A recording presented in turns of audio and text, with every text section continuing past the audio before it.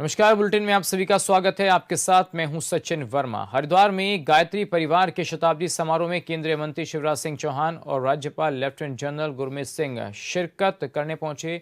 आध्यात्मिक वातावरण, वेद मंत्रों और आयोजकों के बीच शताब्दी समारोह अपनी भव्यता के लिए खासा आकर्षण का केंद्र बना हुआ है। केंद्रीय मंत्री शिवराज सिंह चौहान के दौरे को लेकर जिला प्रशासन पूरे तरीके से अलर्ट नजर आया। कार्यक्रम स्थल और आसपास के क्षेत्रों में सुरक्षा के कड़े इंतजाम किए गए। वहीं प्रवेश मार्गों पर सघन जांच के साथ चप्पे चप्पे पर सुरक्षा बलों की तैनाती की गई।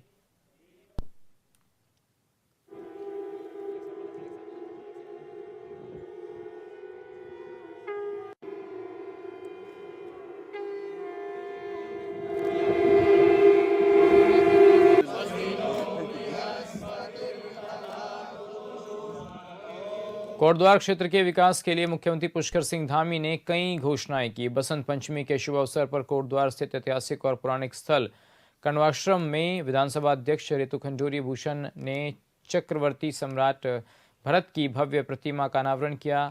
कण्वाश्रम में आयोजित 4 दिवसीय मेले में समापन के अवसर पर प्रदेश के मुख्यमंत्री पुष्कर सिंह धामी ने वीडियो संदेश के जरिए क्षेत्रवासियों को बसंत पंचमी की शुभकामनाएं देते हुए कोटद्वार विधानसभा क्षेत्र के लिए कई विकासात्मक घोषणाएं की।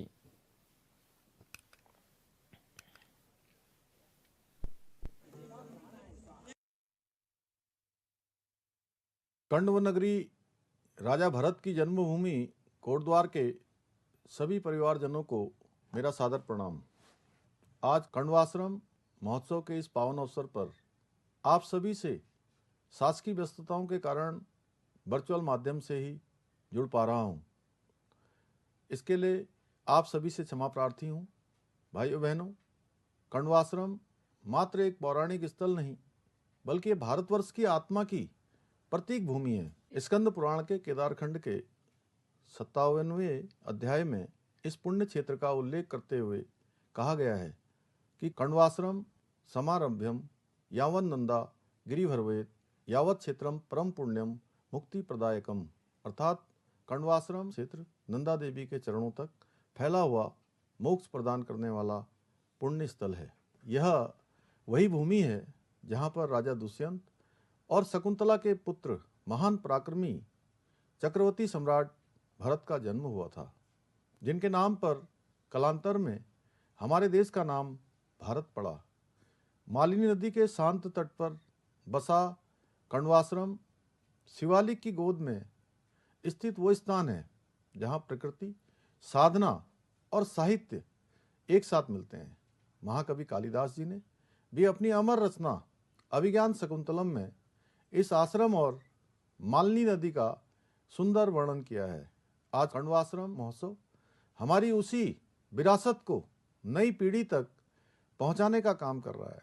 प्रतिवर्ष आयोजित होने वाला ये महोत्सव सांस्कृतिक पर्यटन को बढ़ावा देने के साथ साथ स्थानीय कला और लोक कलाकारों को भी पहचान देता है। भाइयों बहनों, आदरणीय प्रधानमंत्री श्री नरेंद्र मोदी जी के मार्गदर्शन में आज भाजपा की डबल इंजन सरकार उत्तराखंड की सांस्कृतिक धरोहरों के संरक्षण और विकास के लिए निरंतर प्रतिबद्ध होकर काम कर रही है। हमारा संकल्प स्पष्ट है, संस्कृति से पर्यटन और पर्यटन से आत्मनिर्भर उत्तराखंड।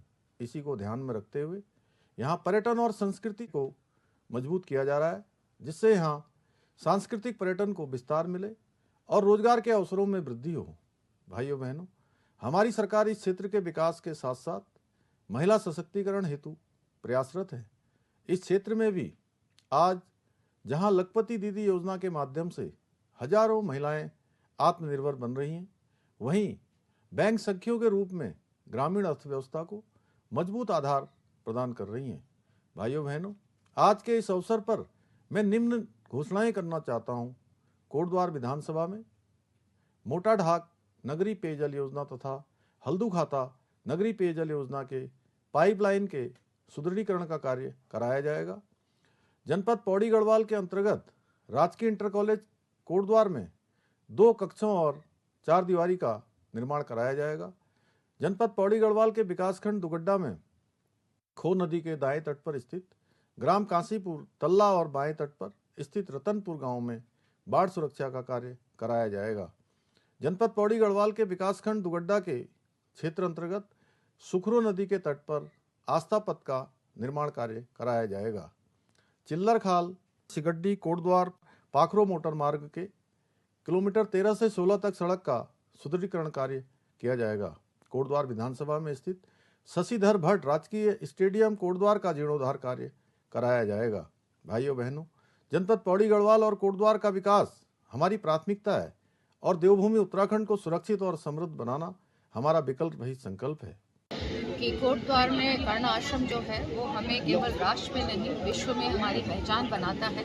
उस पहचान को और कैसे पुख्ता की जाए, उसको और कैसे सुदृढ़ की जाए, उसका एक छोटा सा प्रयास मेरे द्वारा किया गया है। मैं माननीय मुख्यमंत्री जी का बहुत आभार व्यक्त करती हूँ कि उन्होंने इस मूर्ति को बनाने में बहुत बड़ा सहयोग अपना दिया है। उनका मैं आभार व्यक्त करती हूँ। आप सब जानते हैं कि राजा भरत के नाम पे पूरा देश हमारा भारत जाना जाता है और मुझे आज अत्यंत प्रशंसा खुश हूँ मैं मन से, क्योंकि आज हमने अपना बालकाल के जो हमारे राजा भरत उनकी मूर्ति को उनका शौर्य दिखाने का हम सबको मौका मिला है। और ये मूर्ति आज हमने बसंत पंचमी के दिन मेले के समय में कणाश्रम में आज भव्य मेला लगता है, उस मेले के दिन हमने ये जनता को समर्पित किया है। तो आज हम बहुत खुश हैं। आप देख रहे हैं बहुत सुंदर मूर्ति बनी है। अगल बगल भी हमारी जो यहाँ की कोटद्वार की बच्चियाँ हैं, अंजलि आर्ट्स करके है, उसने पूरा यहाँ पर पेंटिंग की है, सजावट हुई है। तो बहुत आज खुशी का दिन है कि बसंत पंचमी के दिन बहुत समय से मेरी जो इच्छा थी आज हुई। और चलिए रुक कर लेते हैं सीबीचे कैंप। जानकारी आ रही है देहरादून से। डीआईजी होमगार्ड अमिताभ श्रीवास्तव के सस्पेंड होने की फिलहाल जानकारी मिल रही है। वर्दी घोटाला हुआ था, उसमें सीएम धामी का सख्त एक्शन देखने को मिला है। बता दें कि वर्दी खरीद प्रक्रिया में वित्तीय अनियमितताएं बरती गई। संयुक्त जांच समिति गठित करने के निर्देश दिए गए हैं। भ्रष्टाचार पर जीरो टॉलरेंस पॉलिसी पर ही ये काम हुआ है। तो सीएम धामी का साफ तौर पर यह मानना है कि भ्रष्टाचार पर जीरो टॉलरेंस की पॉलिसी वो अपना रहे हैं। वर्दी खरीद में जो वित्तीय अनियमितताएं हुई थी उसी के तहत ये बड़ा एक्शन लिया गया है। तो संयुक्त जांच समिति का गठन करने के निर्देश भी दिए गए हैं और सस्पेंशन भी हो गया है। देखिए जानकारी देहरादून से मिल रही है, जहां पर भ्रष्टाचार पर जीरो टॉलरेंस की पॉलिसी अपनाते हुए नजर आ रहे हैं सीएम पुष्कर सिंह धामी। और बहुत बड़ा एक्शन एक प्रशासनिक व्यवस्था में देखा गया है, जहां पर देहरादून से जो डीआईजी होमगार्ड हैं अमिताभ श्रीवास्तव, उनको फिलहाल सस्पेंड कर दिया गया है।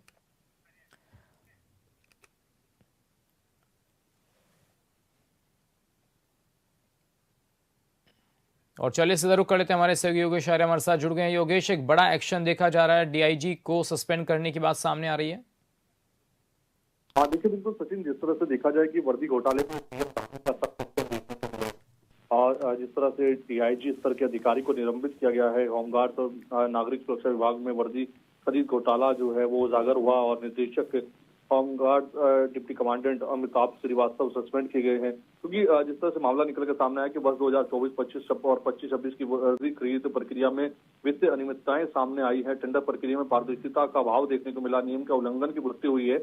और क्योंकि मामले की जांच जो है वो संयुक्त जांच समिति गठित करके करने के निर्देश दिए थे और उसके बाद जो है जिस तरह का मामला सामने आया उसमें अनियमितताएं पाई गई और जिस तरह से अनियमितताएं पाई गई उसके आधार पर जो है अब ये कार्रवाई की गई है कि उनको निलंबित किया गया है। और अगर देखा जाए सचिन, इसमें क्योंकि अगर हम बात करें डंडा खरीदने की तो 130 उसकी कीमत है असली बाजार में, लेकिन 375 में खरीदा गया। जूते 500 की बजाय 1500 में खरीदे गए। पैंट शर्ट 1200 के बजाय 3000 में खरीदी गई। जैकेट 500 के बजाय 1580 में खरीदी गई। तो निश्चित तौर पर ये जब अनियमितताएं सामने आई तो उसके बाद जो है मुख्यमंत्री पुष्कर सिंह धामी ने ये एक्शन लिया है और जो है उनको निलंबित कर दिया है। योगेश, जिस तरीके से देखा गया है कि सस्पेंशन हुआ है तो उसके लिए कमेटी भी बनाई गई है, लेकिन क्या जांच रिपोर्ट आने से पहले ही सीएम धामी ने एक्शन शुरू कर दिया है? हाँ देखिए, बिल्कुल, क्योंकि इस तरह की अनियमितताएं जब सामने आई तो उन्होंने साफ तौर पर कहा कि जो भ्रष्टाचार पर जीरो टॉलरेंस है वो काम रहेगा और उसके साथ साथ दोषियों पर कड़ी कार्रवाई होगी, चाहे वह छोटी मछलियां हो या बड़े मगरमच्छ हो, कोई भी हो, कितना भी रसूखदार हो, कितना भी प्रभावशाली हो, किसी भी पार्टी में हो। उन्होंने कहा कि अगर अनियमितताएं सामने आती हैं, भ्रष्टाचार का मामला सामने आता है तो किसी भी सूरत में बर्दाश्त नहीं किया जाएगा। जीरो टॉलरेंस की नीति पर काम करते हुए उनके खिलाफ कार्रवाई की जाएगी। तो यानी कि अगर देखा जाए तो ये जो मामला था कहीं ना कहीं विभागीय जांच में 2 करोड़ का गबन जो है इसमें पाया गया है। 1 करोड़ का मामला था और 2 करोड़ यानी 3 करोड़ जो 2 करोड़ है वो अधिक इसमें खर्च हुए। तो निश्चित तौर पर ये पूरा मामला है, उसमें समिति को जांच करने के निर्देश भी दे दिए और उसके साथ साथ जो है कार्रवाई भी की गई है। योगेश, जिस तरीके से मुख्यमंत्री कह रहे हैं कि जीरो टॉलरेंस की नीति अपनाई जा रही है भ्रष्टाचार को लेकर, क्या इस तरीके की जो नीतियां हैं और इस तरीके के जो ये फैसले लिए जा रहे हैं मुख्यमंत्री के द्वारा, क्या ये वाकई माना जाए कि जीरो टॉलरेंस है भ्रष्टाचार पर? हाँ देखिए, बिल्कुल अगर समय समय की बात करें सचिन, तो समय समय पर इस तरह की कार्रवाई देखने को मिली है। इससे पहले भी अगर हम बात करें तो कई ऐसे मामले आए हैं, उनमें डीएम लेवल तक के अधिकारियों को सस्पेंड किया गया। हरिद्वार के मामलों में चाहे बात कर ली जाए तो वहां पर भी इस तरह की कार्रवाई देखने को मिली कि उनको निलंबित किया गया। तो निश्चित तौर पर अगर देखा जाए तो इस तरह के भ्रष्टाचार के मामले में मुख्यमंत्री इससे पहले भी कई बड़ी कार्रवाई कर चुके हैं और ये भी एक बड़ा मामला है कि डीआईजी लेवल के अधिकारी को सस्पेंड करना एक बड़ा मामला है और कहीं ना कहीं नैतिकताएं सामने आई तो सीधे तौर पर मुख्यमंत्री ने इस पर कदम उठाया है। जी योगेश, क्या इसमें किसी और जो अधिकारी हैं डीआईजी साहब के जो नीचे काम कर रहे होंगे, जाहिर सी बात है कोई एक शख्स तो उसमें इन्वॉल्व नहीं होगा, क्या कुछ समय के साथ और नामों के खुलासे भी होंगे?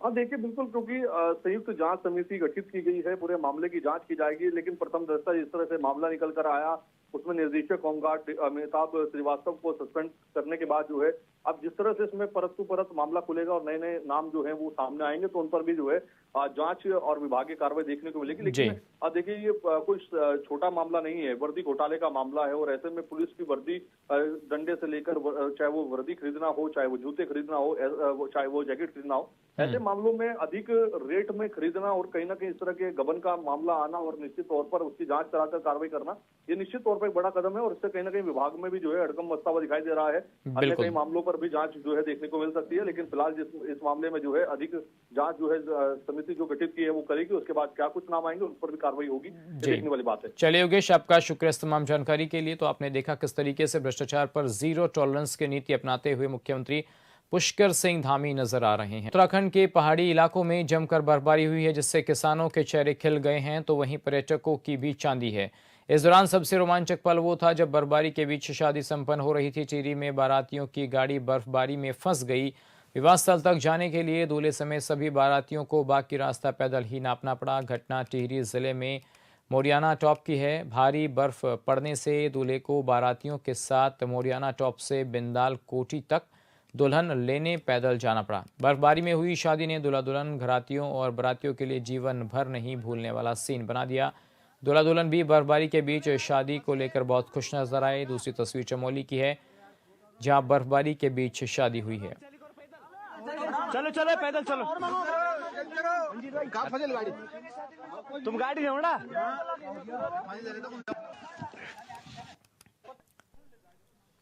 हरिद्वार के लालडांग क्षेत्र में उस वक्त हड़कंप मच गया जब अचानक जंगली हाथियों का एक झुंड सड़क पार करता हुआ नजर आया। हालांकि इस दौरान कोई हादसा नहीं हुआ। सड़क पर पर्याप्त धूप न मिलने पर वो शांतिपूर्वक जंगल की ओर लौट गए। वहीं स्थानीय लोगों ने हाथियों को दूर से देखा और सतर्कता बरती और झुंड से दूरी बनाए रखी।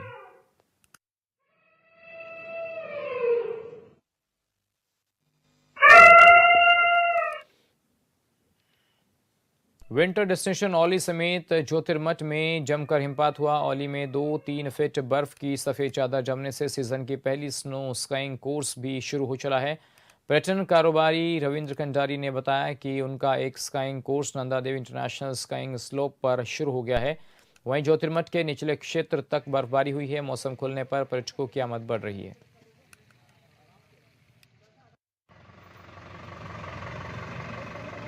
देखिए, ये इस वर्ष की सबसे पहले बर्फ़ है और यहाँ की जो लाइफ लाइन है, हमारी यही बर्फ़ यहाँ की लाइफ लाइन है।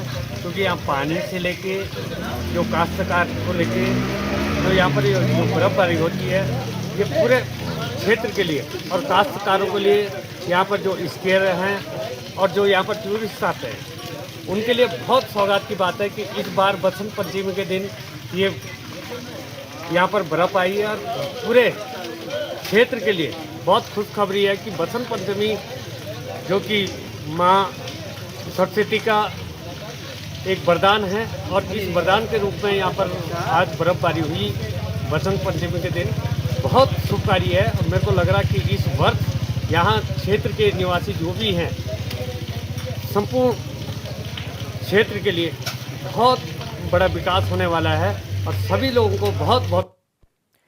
और चलिए संजय कौर हमारे सहयोगी हमारे साथ जुड़ गए हैं। संजय, जिस तरीके से बर्फबारी हो रही है, क्या कुछ वहां पर चीजें देखने को मिल रही हैं? क्योंकि खेती को लेकर भी अच्छा माना जा रहा है और पर्यटकों के लिए भी।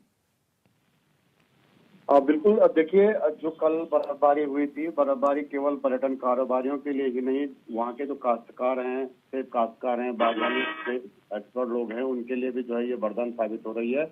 और अगर विंटर डेस्टिनेशन होली की बात की जाए तो काफी लंबे इंतजार के बाद पहला हिमपात जो होली में हुआ है, तो आज सुबह से ही पर्यटकों की आमद वहाँ पे बढ़ चुकी है। हालांकि बीआरओ द्वारा अभी जो है मार्ग से जो बर्फ है फटी हुई है वहाँ पे, तो उसको साफ किया जा रहा है। लेकिन जो 4x4 सहित जो अन्य वाहन है, वो जो है जिप्सी वाहन है, उनके जरिए जो पर्यटक वहाँ पे पहुंच रहे हैं। और खुशी की बात ये भी है कि लंबे इंतजार के बाद ही सही वहाँ पे जो नंदा देवी अंतर्राष्ट्रीय स्की स्लोप है, उस पे स्कीइंग का जो पहला कोर्स है वो भी आज से शुरू हो गया है। तो एक सुखद संदेश ये जो है विंटर टूरिज्म के लिए ओली से जा रहा है कि आप आइए, ओली का दीदार कीजिए, साथ ही बर्फानी खेलों का भी लुत्फ उठाइए। जी संजय, जिस तरीके से हम देख रहे हैं तस्वीरें भी कि भाई रात में भी बर्फबारी हो रही है और सुबह भी लोग घूमने निकलते हैं, तो पर्यटकों के आने का सिलसिला अभी कितने दिन और चलेगा और बर्फबारी जो है जो दर्शक देख रहे हैं उनके लिए कितने समय तक और आने की संभावनाएं हो सकती हैं? देखिए, ओली की बात की जाए तो अभी जो स्टार्टिंग पॉइंट है ओली का, गढ़वाल मंडल विकास निगम के जो चेयर लिफ्ट पॉइंट है, वहाँ पे 1 से 1.5 फुट बर्फ जो है अभी मौजूद है। और अगर पर्यटक चेयर लिफ्ट राइड करके ऊपर 1 किलोमीटर ऊपर जाना चाहता था तो 2 से 2.5 फुट बर्फ अभी ओली में मौजूद है। तो लगभग 10 से 15 दिनों के लिए जो है कोटा जो इसको माना जा सकता है। हालांकि अभी 28 जनवरी को भी एक जो पश्चिमी विक्षोभ है वो और सक्रिय बताया जा रहा है। तो एक अच्छी खबर है उन लोगों के लिए जो पर्यटन कारोबार से जुड़े हुए हैं और जो होम स्टे सहित जो अन्य जो पर्यटन जो हितधारक हैं, जो सिमट ओली और अन्य पूरे क्षेत्र के, उनके लिए अच्छी खबर है कि जो दिसंबर और जनवरी के मध्य में जो उनको जो नुकसान हुआ था उसकी भरपाई जो है अब ये बर्फबारी जरूर करेगी। जी चलिए संजय, आपका शुक्रिया इस तमाम जानकारी के लिए। उधर केदार घाटी स्थित भगवान शिव पार्वती विवाह स्थल त्रियुगी नारायण मंदिर में बसंत पंचमी के पावन अवसर पर देश के कई राज्यों से पहुंचे नव युगलों ने शादी की। बसंत पंचमी पर मौसम के करवट लेते ही त्रियुगी नारायण में भी बर्फबारी शुरू हो गई, जिससे देख श्रद्धालु आनंदित हो उठे। वहीं दुल्हनों की बर्फबारी के वीडियो सोशल मीडिया पर खूब वायरल हो रहे हैं।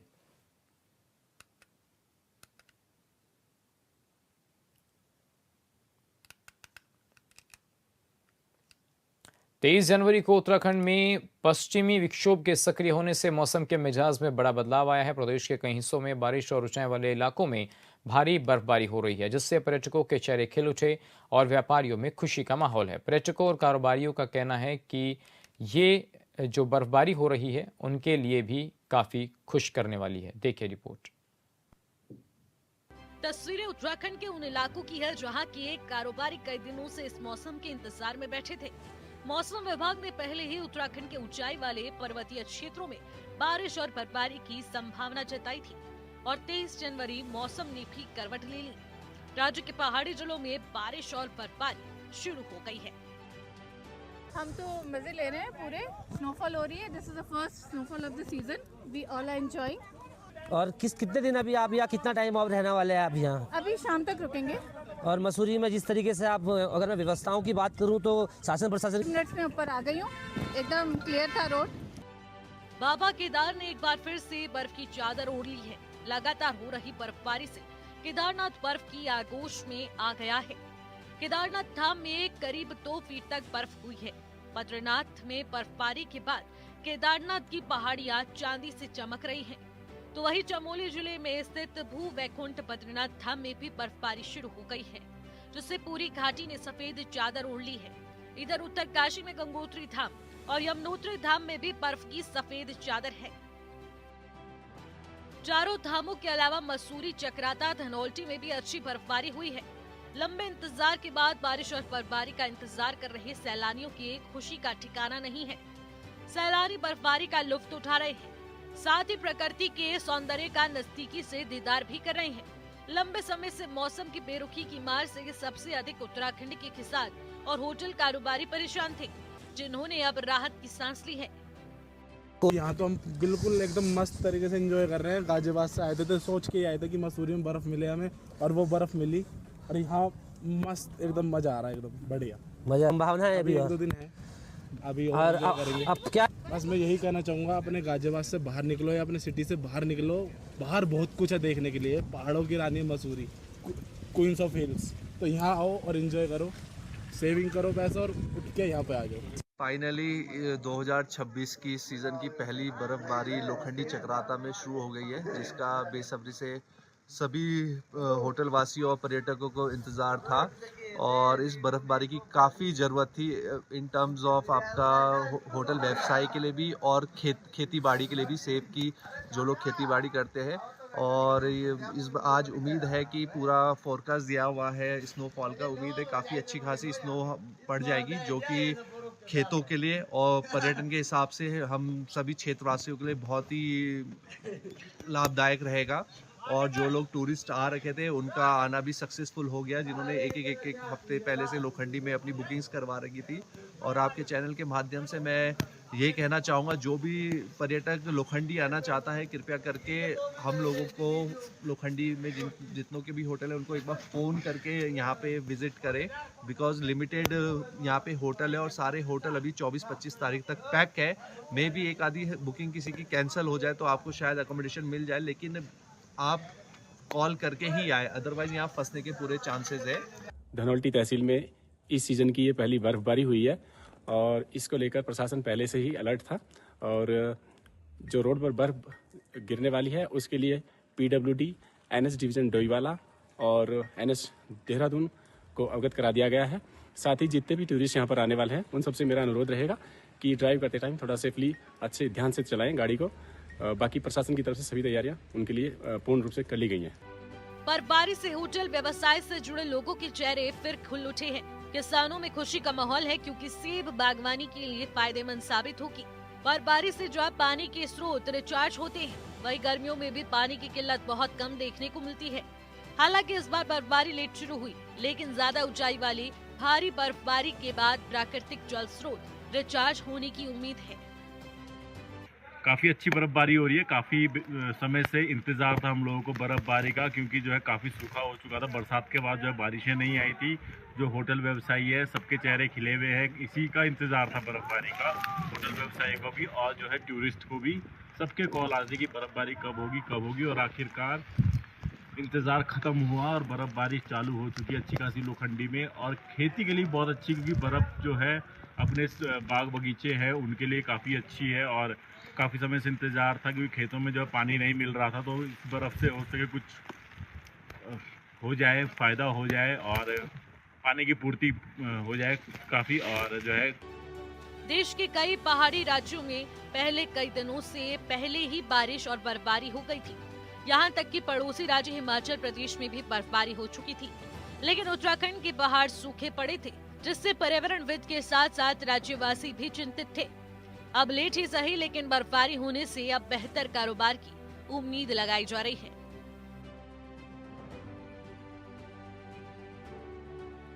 ब्यूरो रिपोर्ट ऑनबिल टीवी। और चलिए फिलहाल खबरों में मेरे साथ बस इतना ही। बाकी अहम जानकारियों के लिए आप बने रहिए हॉर्नेबल टीवी के साथ। नमस्कार।